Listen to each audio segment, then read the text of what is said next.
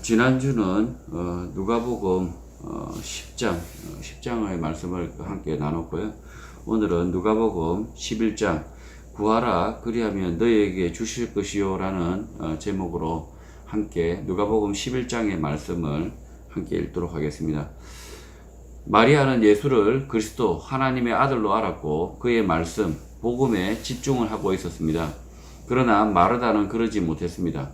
마르다는 예수와 그의 제자들을 먹이고 자게 하는 일, 대접하는 일로 매우 분주하였고 분주한 마음에 예수가 누구인지 잊었습니다.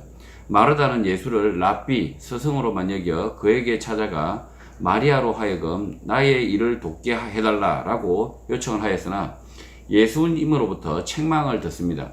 부지런히 식사를 준비하고 잠자리를 준비하는 것은 고마우나 예수님은 예수 제자들과 먹고 자기 위해 이 땅에 오시지 않은 것입니다. 그래서 예수님은 마르다에게 몇 가지만 하든지 한 가지 일만 해라. 마리아는 이 좋은 편을 택했다. 복음을 선택했다. 이렇게 말씀하신 것입니다. 이 말씀은 설교 시간이 가장 중요하다. 성경 공부가 최고로 중요하다. 라는 말씀이 아닙니다.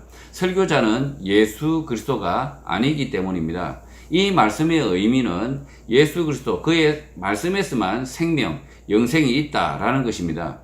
예수 그리스도 하나님의 아들 그가 마르다 앞에 있다 이렇게 말씀하고 있는 것입니다. 1절입니다. 11장 1절 예수께서 한 곳에서 기도를 하시고 마쳤다고 누가는 말합니다. 이 기도는 유대인들의 습관, 시간을 쫓아 기도한 것일 수 있습니다. 그러자 제자 중 하나가 요한이 자기 제자들에게 기도를 가르친 것과 같이 우리에게도 가르쳐 주옵소서라고 요청합니다. 세례 요한을 말하고 있습니다. 당시 세례 요한은 자기의 제자들에게 특정한 기도문을 가르쳐 그 기도문을 암송하게 한 것으로 보이지만 우리는 그 기도문을 알지 못합니다. 2절 예수님은 이 제자들의 요청을 받고 거절하지 않으시고 예수님의 기도문, 주기도문을 가르쳐 주십니다. 너희는 기도를 할 때 이렇게 하라라고 예시를 들어주신 것입니다. 당시 제자들에게 주신 기도문은 우리가 암송하는 주기도문입니다. 주기도문은 이렇게 기록되고 2000년을 넘어 암송되는 것입니다. 누가복음의 주기도문은 아버지여 이름이 거룩히 여김을 받으시오며 나라가 임하시오며 3절 우리에게 날마다 일용할 양식을 주시옵고 4절 우리가 우리에게 죄 지은 모든 사람을 용서하오니 우리 죄도 사하여 주시옵고 우리를 시험에 들게 하지 마옵소서로 끝이 납니다. 주님이 가르치신 기도를 찬찬히 들여다보면 첫 번째로 이 땅에서 하나님의 이름이 거룩히 여김을 받을 것이다 라는 것입니다. 또 하나님의 나라가 임할 것이다 라는 것입니다. 인간의 악행으로 하나님의 이름이 모욕을 당할 것이다. 인간이 노력해야 하나님의 이름이 거룩히 여김을 받을 것이다 라는 것은 착각입니다. 또 인간이 부지런히 복음을 전하고 노력해야 하나님의 나라가 임할 것이다 라는 것도 착각입니다. 우리가 마땅히 복음을 전하고 예수님의 말씀을 가르치고 지킬 때 호련히 하나님의 나라가 임할 것이다 라는 것입니다. 우리의 노력, 피와 땀이 전제되는 기도문이 전혀 아닌 것입니다. 하나님의 이름을 위하여 인간이 노력하라, 투쟁하라 라는 구절이 전혀 아니고 하나님의 이름은 반드시 거룩히 여김을 받을 것이다. 하나님의 나라는 하나님의 뜻, 때를 따라 반드시 임할 것이다 라는 것입니다. 두 번째로 우리에게 날마다 일용할 양식을 주시는 분은 하나님이시다 라는 것입니다. 자기가 잘나서 밥 벌어 먹고 살고 있다라고 생각하는 인생에게 구원, 영생은 없습니다. 그런 사람은 그리스도인, 기독교인이 아닌 것입니다. 참새를 먹이는 하나님께서 인간, 하나님을 믿는 자녀들을 먹이신다라는 믿음이 있어야 하는 것입니다. 그러나 이 양식이 반드시 빵의 문제만이 아닙니다. 인간은 빵으로만 살 수가 없습니다. 인간에게 필요한 일용할 양식은 빵뿐만 아니라 여러 가지이고 이 여러 가지를 하나님이 주신다라는 사실을 믿어야 하는 것입니다. 부자 재벌이 천국에 못 들어가는 이유는 간단합니다. 지가 잘나서 애비가 잘나서 먹고 산다고 믿기 때문에 천국 문턱에도 못 가는 것입니다. 하루 벌어 하루 먹고 산다면 그 하루 동안 온전히 하나님을 신뢰하기를 바라고 하나님의 뜻을 쫓아 부지런히 일하시길 바랍니다. 자, 반드시 부자 재벌이 천국에 못 간다는 이야기는 아닙니다. 예. 하나님을 의지하지 않는 사람, 하나님을 의뢰하지 않는 사람은 천국에 들어갈 수 없다라는 사실을 일용할 양식을 주시옵고라는 기도문에 이미 포함이 되어 있습니다. 우리가 날마다 하나님 앞에 공급받아 산다. 우리가 빼앗긴 자유와 정의를 하나님으로부터 공급받아 산다라는 그런 자각이 없다면, 그런 자각이 없는 그리스도인은 천국에 갈 수가 없는 겁니다. 세 번째로 우리에게 죄 지은 모든 사람을 용서하겠다라는 다짐입니다. 그렇게 해야 하는 이유는 하나님이 우리 죄를 사하여 주셨기 때문입니다. 그렇다면 나에게 죄 지은 모든 사람 무조건적으로 용서를 해야 하느냐라는 문제가 남습니다. 용서하기 싫은 사람은 어떻게 하겠습니까? 용서가 하기 싫습니다. 아주 밉상입니다. 어떻게 해야 될까요? 이 용서의 문제에서 예수님으로부터 용서받은 자와 용서받지 못한 자가 있다는 사실을 알아야 합니다. 베드로와 가룟 유다입니다. 가룟 유다는 끝내 예수님으로부터 용서받지 못하고 자살로 인생의 마지막을 선택했습니다. 불신앙으로 끝이 났습니다. 결국 용서받지 못하는 자도 있다는 사실을 알아야 합니다. 누가 용서를 받지 못할까요? 자, 나 개인에게만 해악이 미치는 사람의 죄는 그 죄악, 그 해악을 나 혼자 감수할 수 있으면 감수하고 주님의 말씀, 믿음을 따라서 용서를 해야 합니다. 그러나 그 해악이 내가 감당할 범위를 넘어서 버렸다.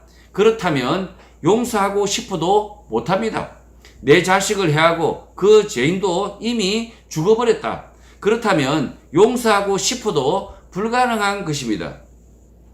그렇지 않다면 예수 그리스도를 믿는 믿음을 쫓아서 자기에게만 해악을 끼친 죄인을 껴안아 보아야 하는 것입니다. 죄를 끌어안고 용서를 하기 위하여 몸부림쳐야 하는 것이 성도의 마땅한 일입니다. 영화 미래향의 주인공 전도연이 자기 자식을 죽인 범인을 용서하기로 마음먹은 것처럼 그렇게 해야 하는 것입니다. 그러나 내가 용서를 하고자 하더라도 용서받지 못할 자가 있습니다. 영화 밀양의 유괴범, 살인범처럼 자신의 죄를 깨닫지 못하는 악한 인간들, 철면피들입니다. 내가 용서하고 싶으나 그 죄인이 자신의 죄를 깨닫지도 못하고 찾아오지도 않고 빌지도 않습니다. 그러니 그 죄는 용서가 안 되고 그대로 있는 것입니다. 주인공 전도연이 그 학원 원장, 그 원장 살인범, 자기 아들을 죽인 그 사람을 용서했다면, 전도연은 그 믿음으로 그 사람을 용서했다면 그 전도연은 구원받습니다. 영생 얻습니다. 그러나 이 철면피 같은 이 원장은 자신의 죄가 용서받았다라고 믿고 있으면서 아무런 자기 아들을 잃은 그 어머니의 고통을 이해하지 못하고 책임을 지지 않는 사람, 그런 사람이 무슨 예수 그리스도의 십자가의 용서를 알겠습니까? 거짓말입니다. 그건 사기입니다. 자, 그래서 이 사람은 주인공 전도연이가 용서를 하겠지만, 그러나 하나님으로부터 용서받지 못한다. 인간 그 어머니로부터는 용서받을 수 있겠지만, 그가 자신의 죄를 깨닫고 자신의 죄의 대가를 치르려고 노력하지 않는다면 그 사람은 하나님으로부터 용서받지 못한다는 겁니다. 자, 우리 인간이 용서한다고 해서 그 사람이 용서가 받을 수 있는 자격이 있어야 된다는 거죠. 자기의 죄를 깨닫고 용서받았을 때에 그 사람이 나의 죄를 깨닫고 용서받는 사실을 알아야만이 그 사람도 용서받을 수 있는 것이지, 그저 빚을 탕감받듯이 그냥 탕감받았으니까 아싸 기분 좋다 땡, 이런 것이 아니라는 겁니다. 그리고 또 용서받지 못할 사람이 있습니다. 그것은 저에 대한 죄악, 범죄가 아닐 때입니다. 이웃집 물건을 훔친 도둑놈을 제가 용서를 할 수 없습니다. 이웃집 아저씨를 살해한 범인을 내가 용서할 수 없습니다. 마찬가지 우리 국민의 목숨을 위협하는 악인들을 내 마음대로 용서할 수가 없습니다. 내 이웃을 해하는 이런 악인들을 내가 용서할 수 없다는 것입니다.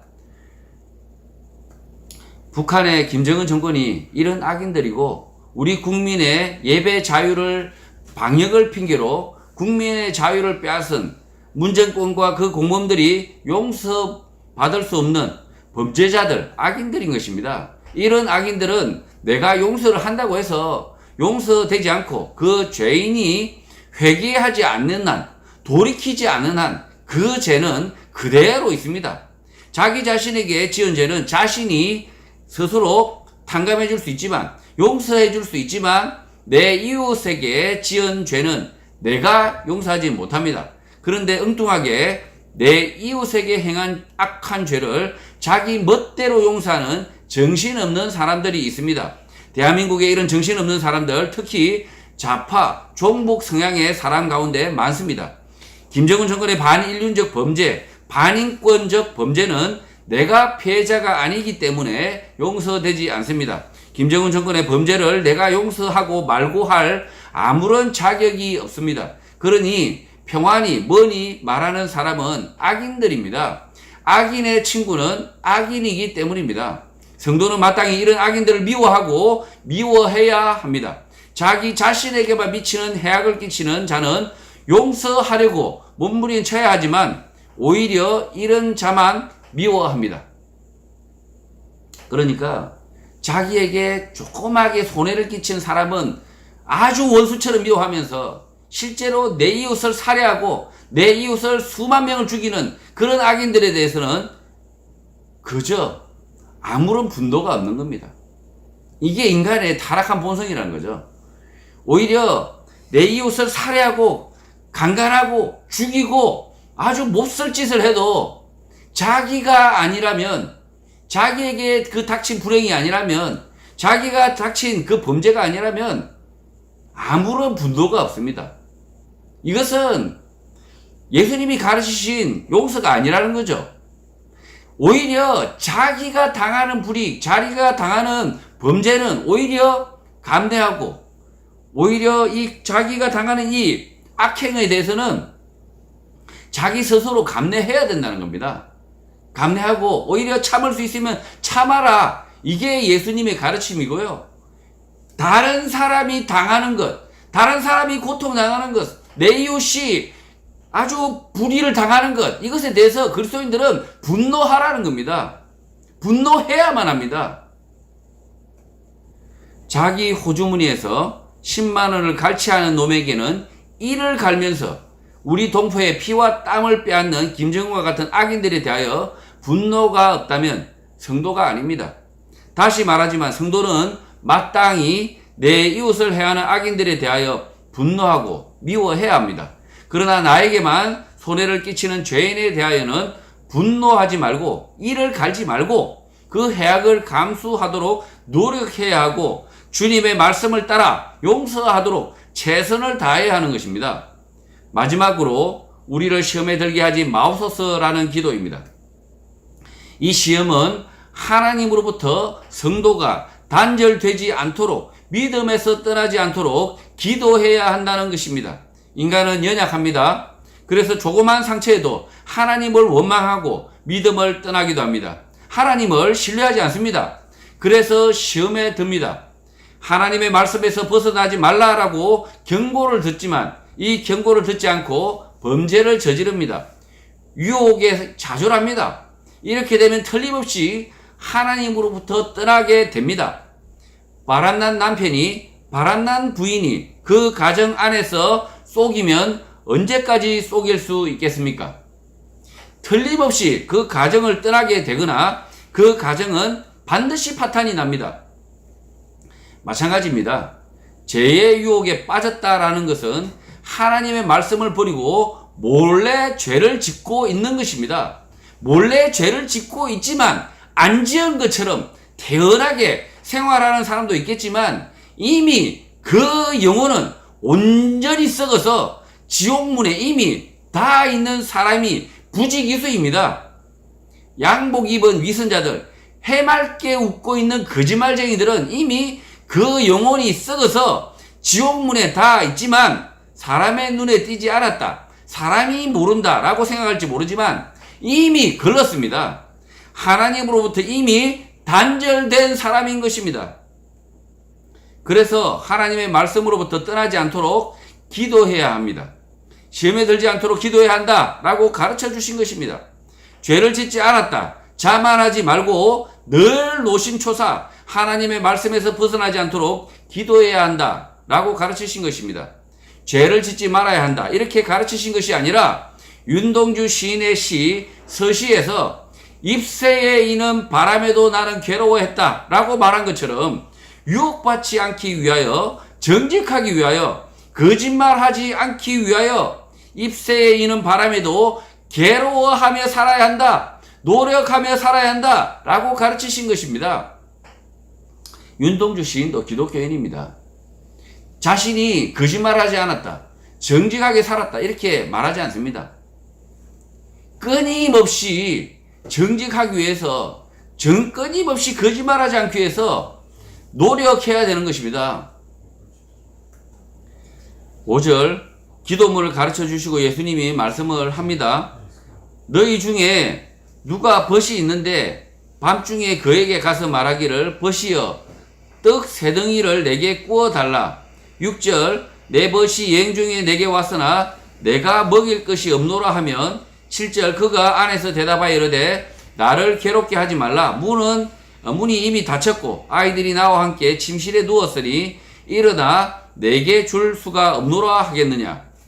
8절 내가 너에게 말하노니 비록 벗됨으로 인하여서는 일어나서 주지 아니할지라도 그 간청함을 인하여 일어나 그 요구대로 주리라 라고 강조를 하십니다.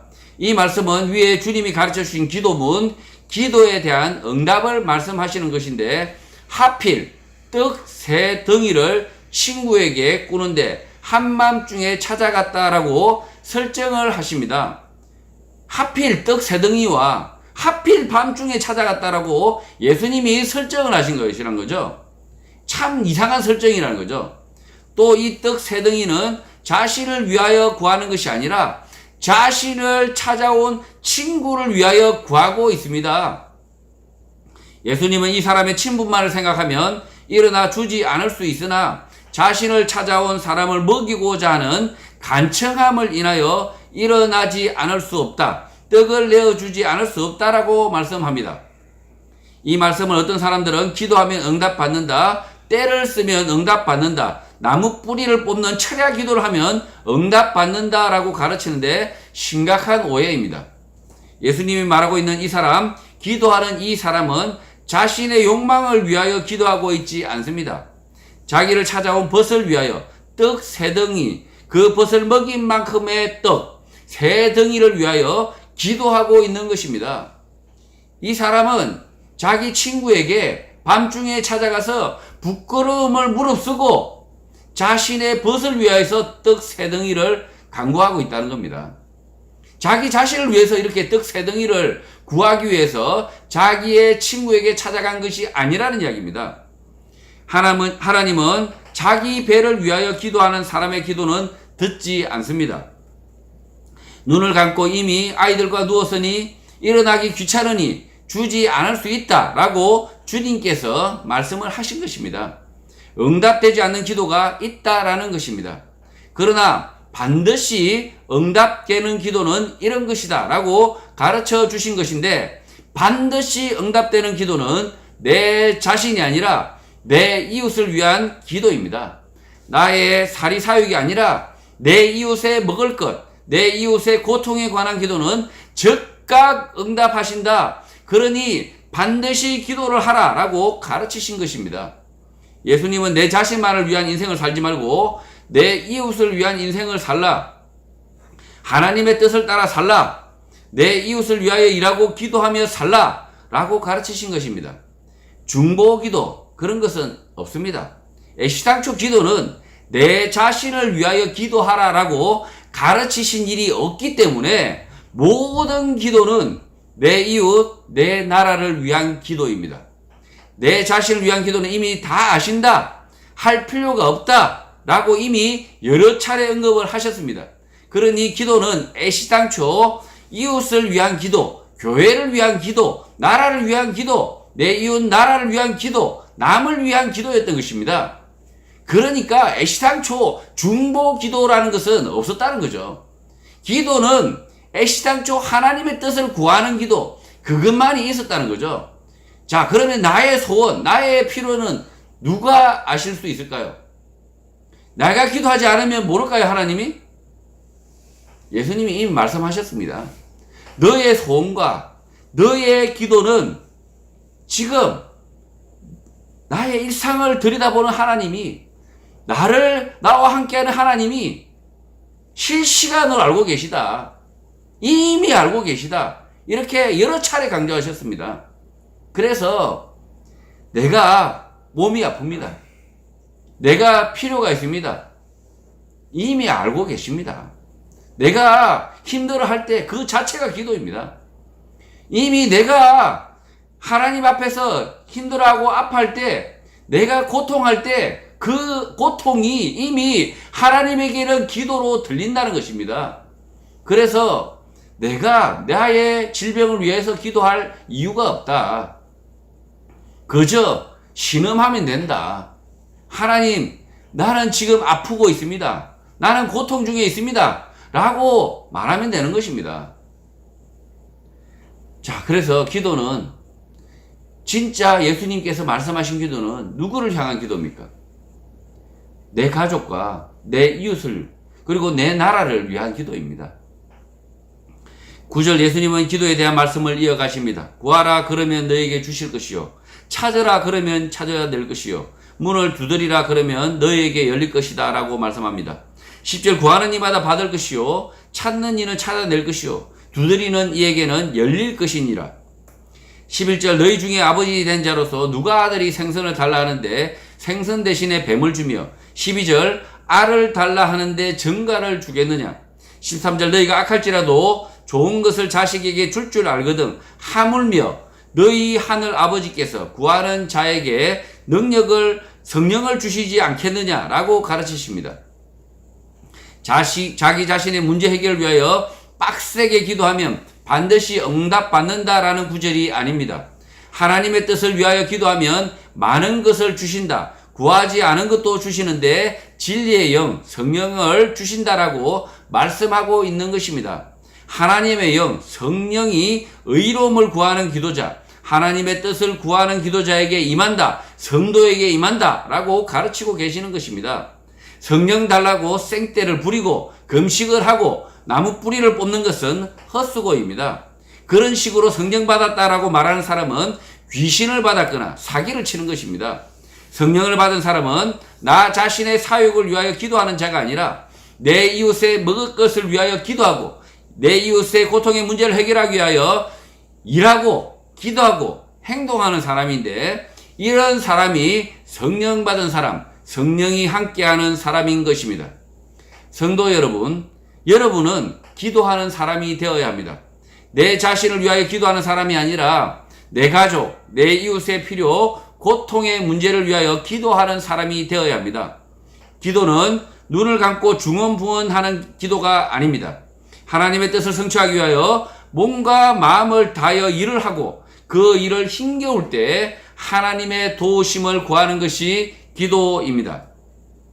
저는 최근 무척이나 힘듭니다. 나의 문제가 아니라 내 이웃의 문제, 내 나라의 문제를 안고 이 문제를 해결하기 위하여 일하고 기도를 합니다. 좀처럼 이 정권의 문제, 거짓의 문제가 해결될 것 같지 않아 괴롭습니다. 그러나 저는 믿음으로 일하며 기도를 합니다. 하나님께서 나의 능력, 나의 힘이 아니라 더 큰 지혜, 더 큰 능력으로 내가 구하는 것이 하나님의 뜻이라면 반드시 응답을 하신다. 믿음으로 구하면 반드시 열린다라는 믿음이 있습니다. 그래서 일을 합니다. 기도를 합니다.